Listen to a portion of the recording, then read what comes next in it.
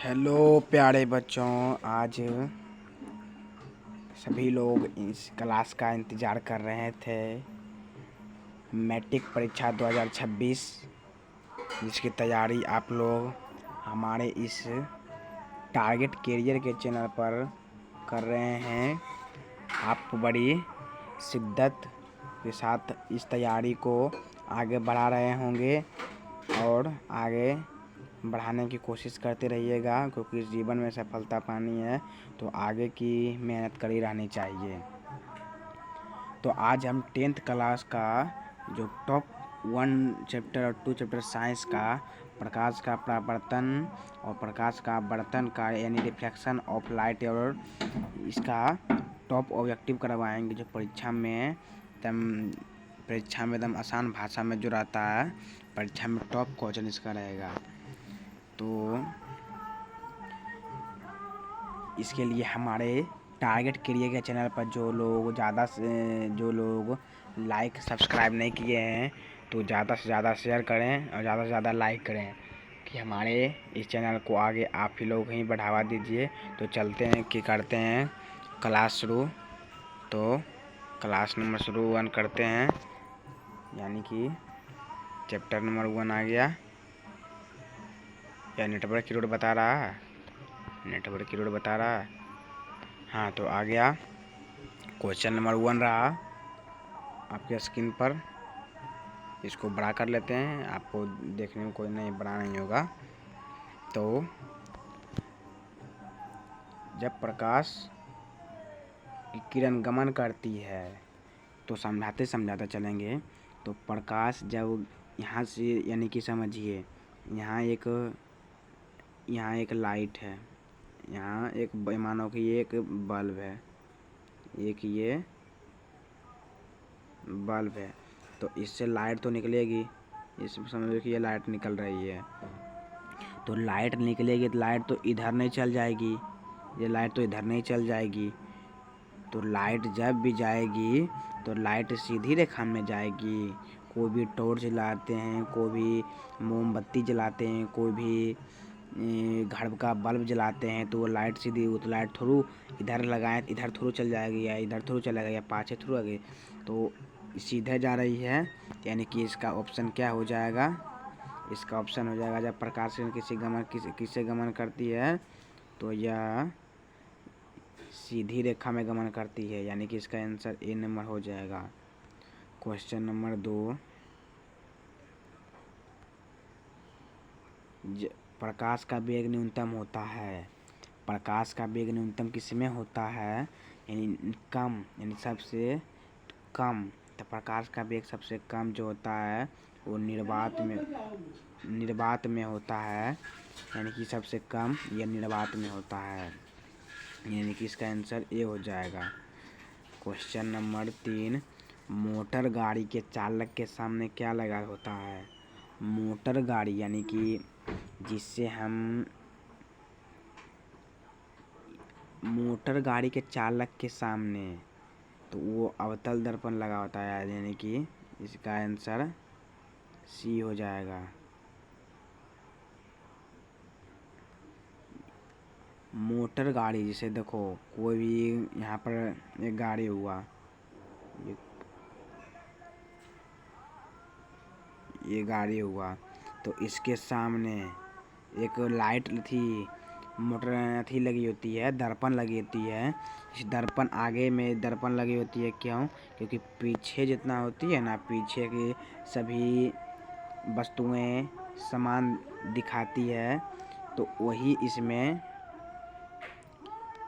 इसमें दिखाएगी।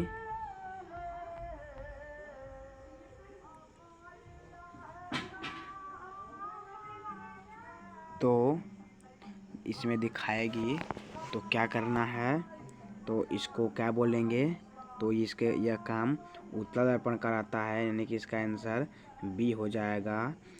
Question number 3, motor गाड़ी के हेडलाइट के सामने किसका उपयोग किया जाता है। तो हेडलाइट के सामने तो हेडलाइट के सामने अवतल दर्पण का उपयोग किया जाता है, तो इसका आंसर सी हो जाएगा। इसको याद रखिएगा, इसका आंसर भी देख लेते हैं। हाँ, अवतल दर्पण है। क्वेश्चन नंबर 4, ये देखो बाबू, ये अपने से हम ये क्वेश्चन को प्रिंट आउट करवाए हैं क्योंकि इसमें अगर कहीं पर कन्फ्यूजन होगा तो आंसर भी सीट दिया जाएगा। समतल दर्पण के द्वारा बना प्रतिबिंब होता है, यानी समतल दर्पण द्वारा बना प्रतिबिंब क्या होता है? तो समतल दर्पण द्वारा बना प्रतिबिंब वास्तविक होता है। समतल दर्पण द्वारा बना प्रतिबिंब काल्पनिक एवं आभासी होता है। इसको याद रखिएगा, काल्पनिक एवं आभासी। इसको वो काल्पनिक भी बोला जाता है, यानी इसका आंसर भी हो जाएगा। लेंस के क्षमता का एसआई मात्रक, लेंस के क्षमता का एसआई मात्रक, इसको याद रखिएगा, कहीं कहीं इसे भी रहता है और कहीं कहीं डायोप्टर भी रहता है। क्वेश्चन नंबर 7,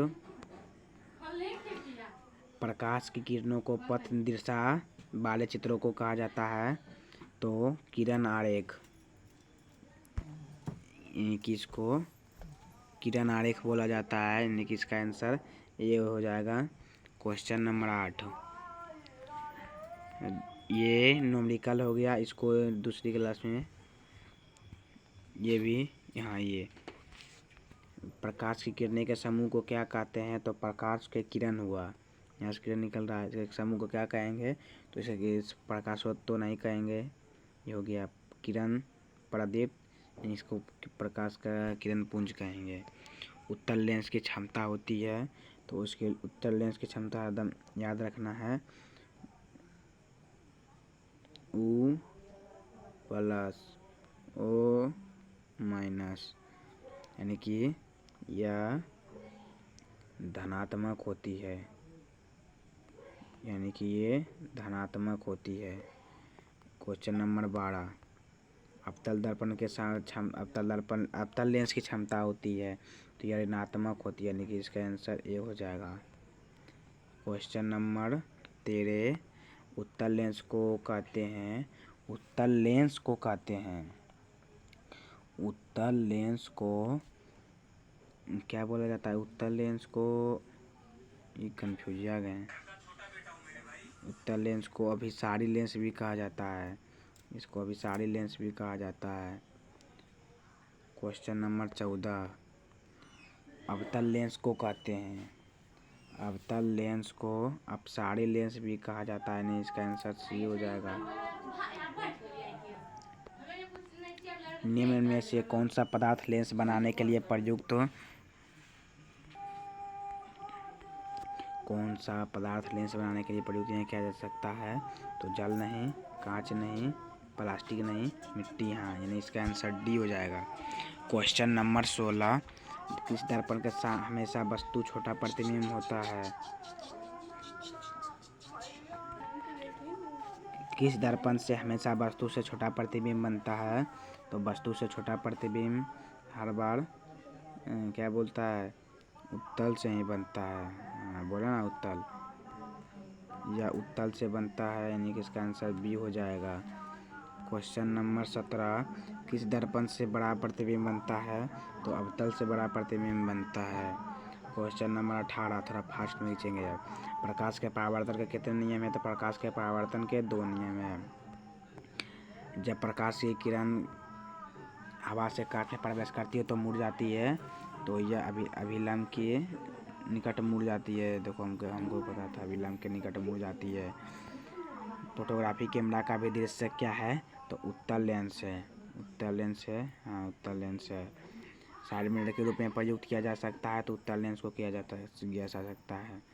एक अवतल दर्पण की फोकस दूरी 10 सेंटीमीटर, उसकी वक्रता त्रिज्या होगी, बता देते हैं। F बराबर R/2 हो जाएगा, R का मान 10/2 यानी कि 5 सेंटीमीटर हो जाएगा। न्यूमेरिकल में बता देंगे इसको, इसे देखो इसका आंसर, अरे हम गलत बता दिए। ये क्या पूछा? एक अवतल दर्पण की फोकस दूरी 10 सेंटीमीटर, तो उसकी वक्रता त्रिज्या F बराबर 2R, 10 बराबर 10 दूनी 20 हो गया आंसर, इसका आंसर 20। निर्गत किरण एवं अभिलंब के बीच बने कोण को कहते हैं? तो यह आपतन कोण हो जाएगा, यानी इसका आंसर ना, ये यहाँ से हुआ, यहाँ से हुआ, यहाँ से हुआ, हाँ इसका आंसर हो जाएगा निर्गत कोण। क्वेश्चन नंबर 23, सरल सूक्ष्मदर्शी में किसका उपयोग किया जाता है? तो सरल सूक्ष्मदर्शी में उत्तल आह, उत्तल लेंस का उपयोग किया जाता है। किस लेंस के द्वारा सिर्फ काल्पनिक प्रतिबिंब बनता है? तो यह अवतल लेंस के लिए काल्पनिक प्रतिबिंब बनता है। हाँ, अवतल है ना। परावर्तन के नियम को निर्धारित करता है। आपतन को परावर्तन करने की कोण आई बराबर कोण आर कहीं लिखा हुआ रहेगा। इसका आंसर हो जाएगा 1 नंबर। क्वेश्चन नंबर 27 काल्पनिक प्रतिबिंब होता है। काल्पनिक प्रतिबिंब होता है सीधा। हो गया। लेंस में मुख्य फोकसों की संख्या 2 होती है, 2। क्वेश्चन नंबर 30 सर्च लाइट के परावर्तक सतह होती। सर्च लाइट के अवतल। दाढ़ी बनाने में किसका उपयोग किया जाता है? तो दाढ़ी बनाने में अवतल दर्पण का उपयोग किया जाता है। ये नॉमिकल है। उत्तल लेंस की क्षमता एक डायोप्टर हो तो उस लेंस की फोकस दूरी होगी। इसको हटा देते हैं, इसको है भी नहीं, इसको भी हटा देते हैं। प्रकाश के वर्तन के कितने नियम है? तो प्रकाश के वर्तन के 2 नियम है। किसी माध्यम में प्रकाश की मान साइन आई बटे साइन आर होती है, एक नियतांक। एक उत्तल लेंस होता है। लेंस बीच की अपेक्षा किनारों पे मोटा। हाँ, अवतल लेंस का आवर्धन होता है V बटे यू। हाँ, गोलीय दर्पण में फोकसांतर एवं वक्रता त्रिज्या के बीच संबंध होता है। वक्रता त्रिज्या के बीच संबंध होता है, यानी कि इसका आंसर हो जाएगा R बराबर 2F। हाँ, हो गया, सही बोले ना, R बराबर 2F। सोलर कुकर में किसका प्रयोग किया जाता है? तो अवतल दर्पण का प्रयोग सोलर कुकर में किया जाता है। एक उत्तल लेंस में बना प्रतिबिंब होता है। तो उत्तल लेंस में बना प्रतिबिंब होता है, क्या बोलता है, वास्तविक एवं उल्टा। हाँ, 2 वक्रीय पृष्ठों से घिरे ठोस माध्यम को कहते हैं गोलीय लेंस कहते हैं। ये हमको पता था, गोलीय लेंस। वो गोलीय दर्पण जो बाहर की तरफ वक्रित हो जाता है कहलाता है शायद अवतल, उत्तल कहलाता है, बाहर की ओर उत्तल। गोलीय दर्पण के परावर्तक पृष्ठ के केंद्रों को दर्पण कहा जाता है। गोलीय दर्पण के परावर्तक पृष्ठ के केंद्र को दर्पण कहा जाता है। क्या कहा जाता है? ध्रुव। ये क्वेश्चन दिमाग से भाग गया था। किसी लेंस द्वारा उत्पन्न आवर्धन का ऐसा मात्रक विहीन से कोई मात्रक नहीं होता है। मात्रक विहीन लेंस के केंद्रीय बिंदु को कहते हैं तो प्रकाशिक केंद्र कहते हैं। हाँ, प्रकाशिक केंद्र हो गया इसका आंसर भी। एक शब्दकोश में पाए छोटे अक्षरों को पढ़ने समय आप निम्न में से कौन सा लेंस पसंद करेंगे? तो सबसे कम 5 सेंटीमीटर वाले उत्तल लेंस, 5 सेंटीमीटर वाला उत्तल लेंस है। इनमें से कौन दर्पण सूत्र है? तो ये बहुत भी आई प्लस ई बराबर 1 बटे यू बराबर 1 बटे एफ। ये कौन है? ए बटे बी प्लस यू टू बराबर 1 बटे एफ हो गया। एक दर्पण का वक्रता केंद्र और किस अक्ष से निरूपित किया जा सकता है? यानी कि यह ओ से, शायद ओ से किया जा सकता है। शायद क्या बोलता है? शायद ओ से किया जा सकता है ना। ओ गोलीय दर्पण, ये क्वेश्चन को डाउट लग रहा है। डाउट क्या बोलता है? ये डाउट लग रहा है। ये बात में प्रकाश की छाल होती है 3.8 मीटर प्रति सेकेंड। दंत विशेषज्ञ मरीजों के दांतों का बड़ा प्रतिबिंब देखने के लिए उत्तल दर्पण किस दर्पण का प्रयोग किया जाता है? तो अवतल दर्पण का प्रयोग किया जाता है। पतले लेंस को आवर्धन होती है, पतले लेंस की आवर्धक होती है आवर्धन होती है कम, यह कम होती है। मोटे लेंस की आवर्धन या क्षमता होती है अधिक हाँ, अधिक है ना। अवतल दर्पण के ध्रुव और मुख्य फोकस के बीच रखे प्रतिबिंब कैसी होगी, तो यह काल्पनिक एवं सीधी होगी। हाँ बोले ना, आभासी एवं सीधी। एक उत्तल लेंस का प्रकाशिक केंद्र और मुख्य फोकस के बीच बने बिंब का प्रतिबिंब प्राकृतिक होगी, तो आभासी एवं सीधी होगी। आभासी एवं सीधी बोले ना, आभासी एवं सीधी। अवतल दर्पण के मुख्य फोकस पर रखे बीम का स्थिति कैसी होती है, तो अनंत पर। तो ये अनंत पर हो जाएगा। तो आज क्लास यहीं पर एंड करते हैं। तो कल चैप्टर नंबर 3 का ऑब्जेक्टिव क्वेश्चन यानी कि इम्पोर्टेंट ऑब्जेक्टिव लेकर आएंगे। तो आप हमारे इस टारगेट कैरियर के चैनल पर फॉलो नहीं किए हैं और सब्सक्राइब भी नहीं किए हैं, तो ज़्यादा से ज़्यादा सब्सक्राइब, ज़्यादा से शेयर करें, क्योंकि आज हम प्रकाश के परावर्तन का ऑब्जेक्टिव कर दिए हैं और हम सिलेबस का भी इंतज़ाम कर रहे हैं। इस बार ने उस बार से सिलेबस का इंतज़ाम कर रहे हैं और नोट्स और PDF अपलोड कर देंगे अपने टेलीग्राम वेबसाइट पर। टेलीग्राम पर टारगेट कैरियर के चैनल पर होगा, उस पर सभी लोग फॉलो कर दीजिएगा। ठीक है, तो क्लास को एंड कर रहे हैं। चलिए।